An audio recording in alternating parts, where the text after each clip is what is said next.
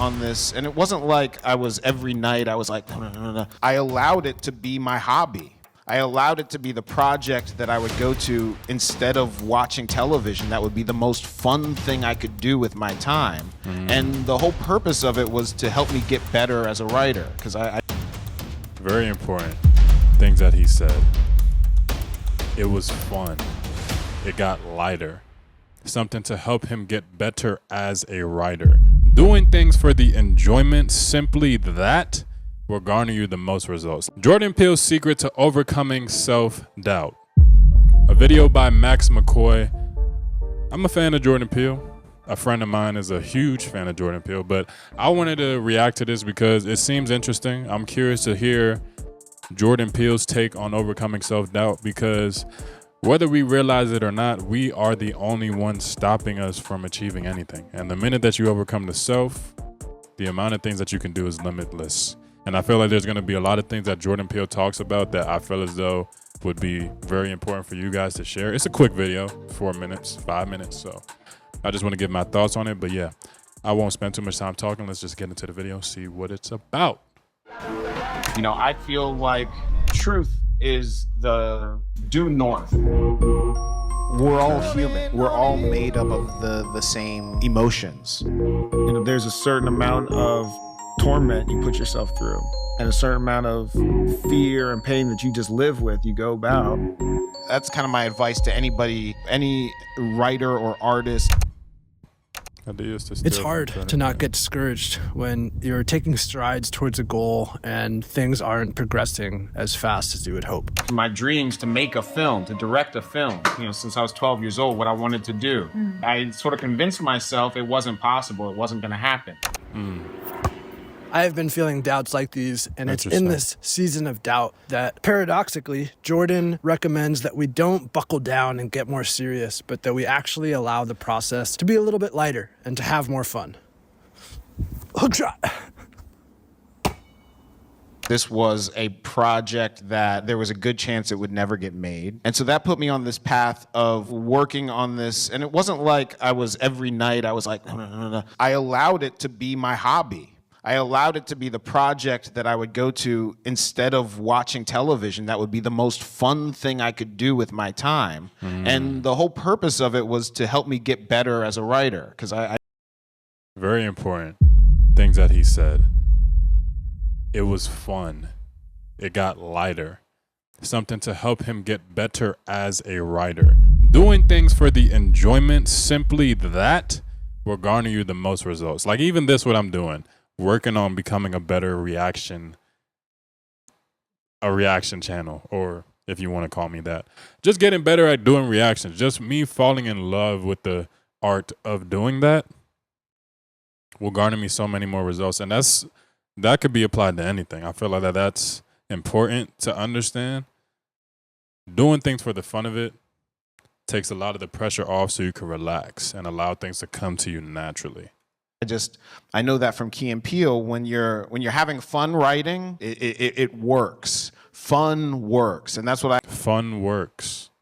The more fun you're having, the easier it is, the lighter it is. There's a lot of spiritual and, I guess, what's the word I'm looking for? Spiritual,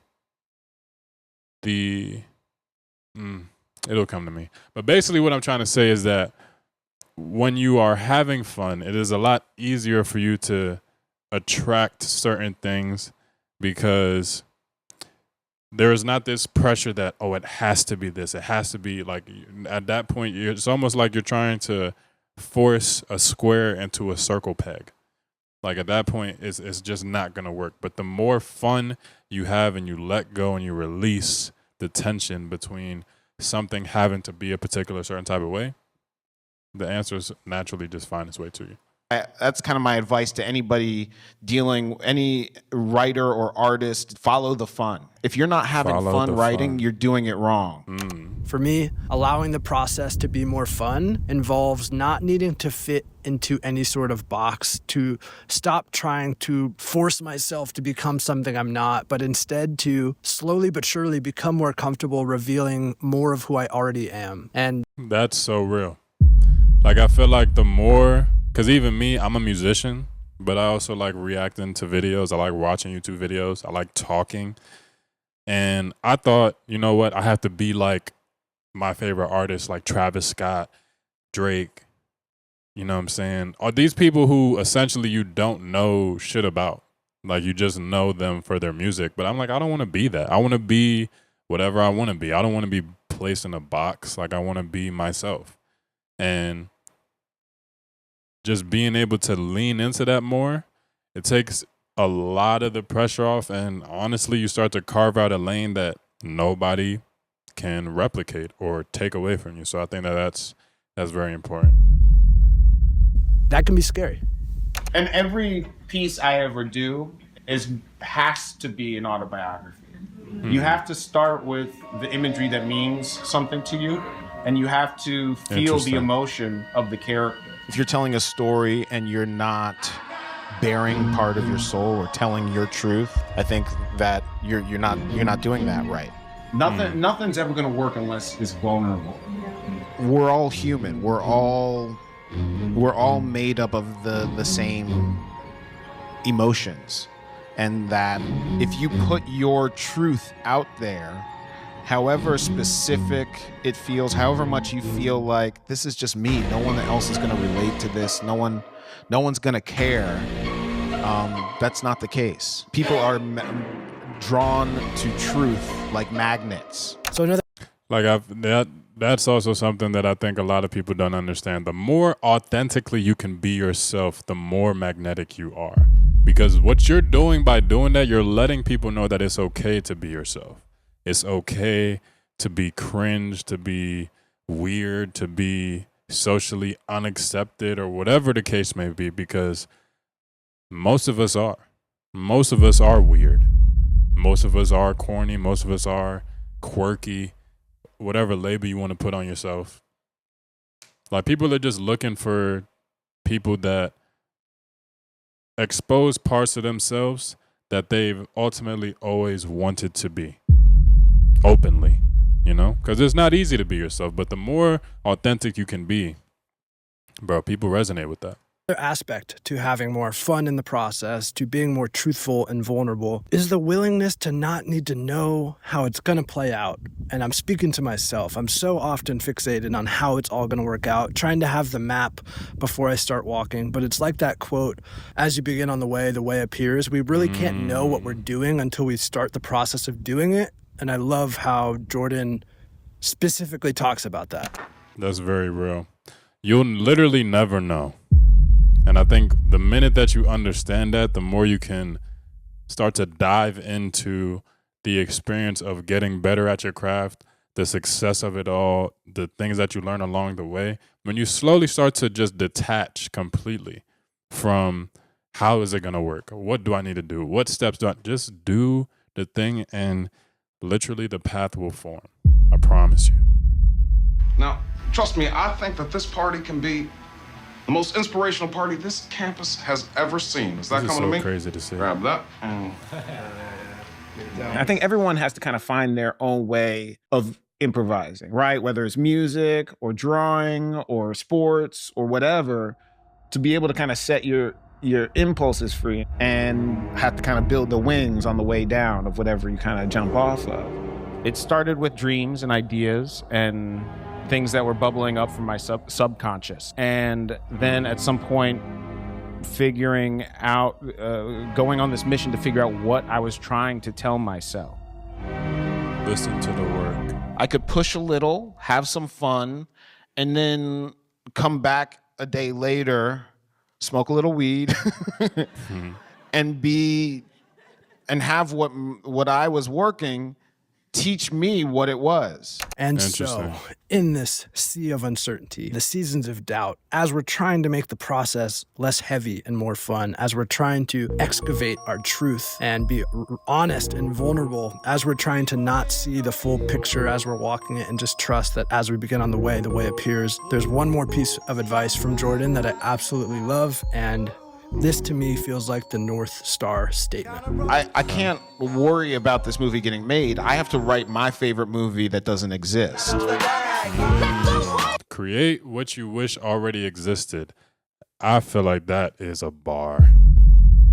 Like, I think even me being a musician, that was something that I had to learn. Like, there's many times where I'm listening to music, I'm like, bro, I can't even find the music that I want. Why don't you create it? Why don't you create, and this is for not just musicians, this could be YouTubers, it could be TikTokers, streamers, anything that you want to do, start with what you want to see. Like, I feel like even me starting reaction videos, there is a particular level of depth that I think that some creatives give, but I feel like there's things that I would want to see people talk about that don't get talked about. I'm like, bro, why don't you just talk about it? You know what I mean?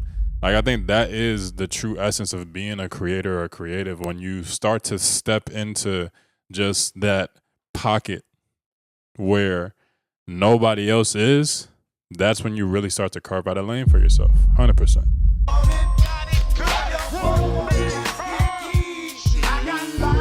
And that's pretty much the video. That's a dope video. Short, sweet, to the point. My thoughts on it, I feel like a lot of stuff that Jordan Peele said in his own way can be just extrapolated to just spirituality as a whole. Like, when a lot of things that he talked about, like detaching from the results, trusting that, you know what, whatever I do, the success is going to come from it, but it won't come from it if I'm not truly expressing myself, if I'm not truly being myself. And from that belief, like even him talking about him having a dream of being a filmmaker from when he was 12, he didn't put out his first film until he was like 40 or something like that. A lot of people would have given up. A lot of people would have let that go. They would have been like, it's too late. But he didn't. And he started doing skits, went from skits to being one of the greatest filmmakers of our time, essentially. And I think that that's kind of what you got to do for yourself.